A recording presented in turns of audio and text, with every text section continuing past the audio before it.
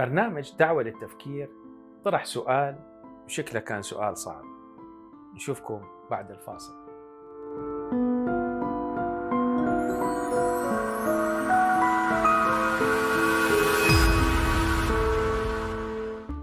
أخوي وأختي، أهلا وسهلا بكم برنامج دعوة للتفكير.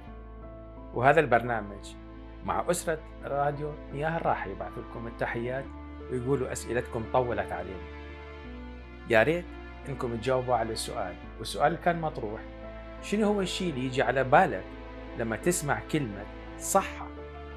صحة، أي شيء يخطر على بالك يا ريت إنك ترسله لنا عبر العناوين اللي تطلع تحت الشاشة، وترسل لنا رسالة صوتية حتى صوتك يوصل لكل العالم.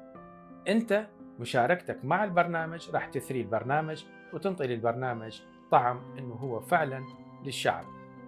نتمنى إنه يكون لقائنا خفيف عليكم، نلقاكم بالأسئلة وأسئلة جاية. لا تبخل علينا بالجواب. نلقاكم بنعمة الرب على خير. آمين.